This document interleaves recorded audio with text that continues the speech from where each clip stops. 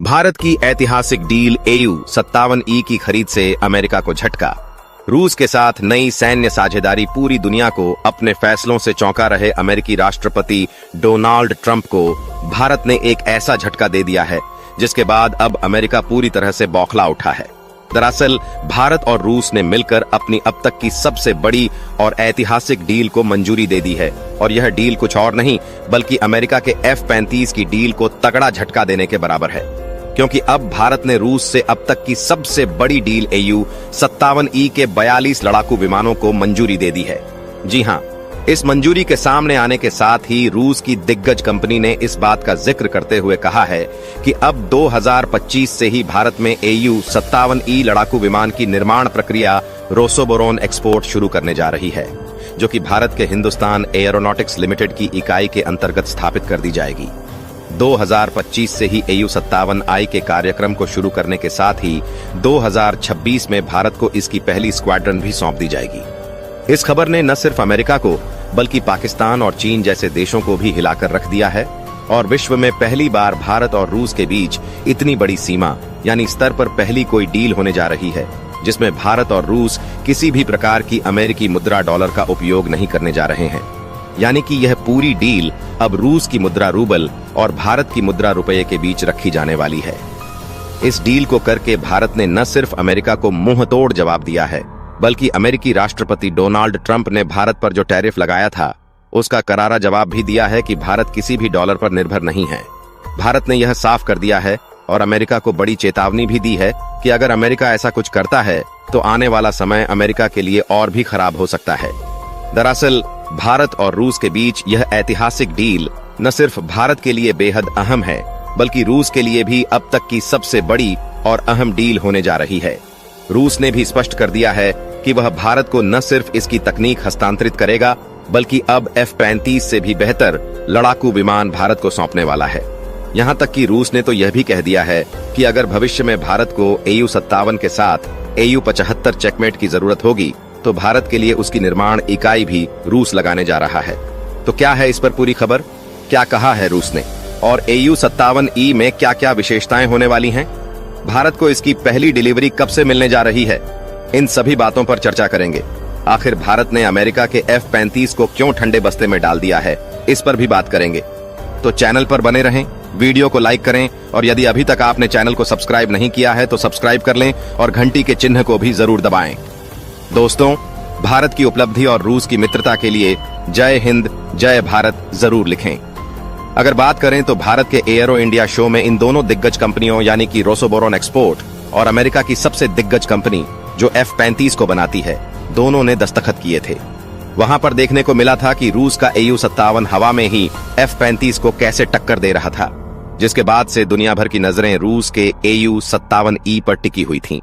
दरअसल जो भारत के एयरो इंडिया स्पेस शो में आया था वह AU-57 ही था, लेकिन भारत ने AU-57E यानी इसका एक विशेष संस्करण खरीदने का निर्णय लिया है। अब इसमें क्या खास बात होने वाली है और क्या अंतर है AU-57 और AU-57E में? दरअसल भारतीय सैन्य अधिकारियों को प्रभावित करने के लिए रूस ने पहले से ही सब तैयार कर रखा था। रूस ने साफ कर दिया था कि भारत की जो मुख्य मांग है वह है तकनीकी हस्तांतरण और सबसे उन्नत श्रेणी का लड़ाकू विमान। रूस ने अपनी सहमति पहले ही दर्ज कर दी थी, यानी कि यह साफ है कि भारत को AU-57E की तकनीक 100% हस्तांतरित की जाएगी। न सिर्फ तकनीकी हस्तांतरण तक बात होगी बल्कि इसकी निर्माण इकाई को भी भारत के हिंदुस्तान एयरोनॉटिक्स लिमिटेड की इकाई के अंतर्गत स्थापित किया जाएगा, क्योंकि वहां पर पहले से ही बुनियादी सुविधाएं उपलब्ध हैं। ऐसे में रोसोबोरोन एक्सपोर्ट ने स्पष्ट किया था कि इसकी कंपनी 2025 में ही भारत में स्थापित कर दी जाएगी और इसके साथ ही उत्पादन भी भारत में शुरू कर दिया जाएगा, जिसके बाद मात्र 1.5 वर्ष के अंदर भारत को पहली AU-57E इकाई सौंप दी जाएगी। अब बात करते हैं कि क्या अंतर है AU-57 और AU-57E में। दरअसल आपको बता दें कि जो AU-57 है वह पूरी तरह से स्टेल्थ नहीं है और यह 2 इंजन और 2 सीटों पर आधारित बहुभूमिका वाला सबसे उन्नत लड़ाकू विमान कहा जाता है, जिसकी गति लगभग 2600 किलोमीटर प्रति घंटे तक होती है। इसके साथ ही इसकी वजन उठाने की क्षमता 5 टन तक जाती है, यानी कि यह इतनी गति में भी 5 टन वजन उठा सकता है। दरअसल इसके स्टेल्थ न होने से भारत को यह बिल्कुल भी पसंद नहीं आ रहा था, लेकिन रूस ने स्पष्ट कर दिया कि अब भारत के लिए इसे पूरी तरह से स्टेल्थ बनाया जाएगा। यह विशेष संस्करण होगा और इसके लिए रूस इसमें इंजन में बड़ा बदलाव करने जा रहा है। यह बात भारत के लिए बेहद खास इसलिए भी हो जाती है क्योंकि रूस ने स्पष्ट कर दिया है कि इसकी तकनीक को न सिर्फ हस्तांतरित किया जाएगा, बल्कि भारतीय वैज्ञानिकों की इकाई में आकर रूसी वैज्ञानिक भारतीय वैज्ञानिकों को इसे बनाना भी सिखाएंगे। साथ ही अगर भारत को इसमें कोई बड़ा संशोधन चाहिए होगा तो वह भी आसानी से संभव हो सकेगा। भारत की खुफिया एजेंसी हमेशा से ही दुश्मनों के खिलाफ बड़े मिशन पर काम करती आई है, लेकिन इस बार जो होने वाला है वो इतिहास में दर्ज किया जाएगा।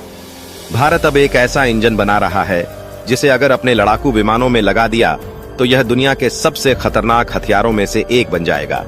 यह इंजन भारत को इतनी ताकत देगा कि दुश्मन देशों के होश उड़ जाएंगे।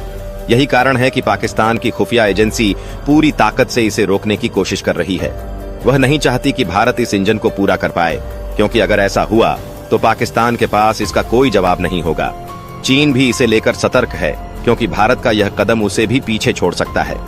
यही कारण है कि इन दोनों देशों की खुफिया एजेंसियां भारत के वैज्ञानिकों, रक्षा अनुसंधान केंद्रों और परियोजनाओं पर नजर बनाए हुए हैं।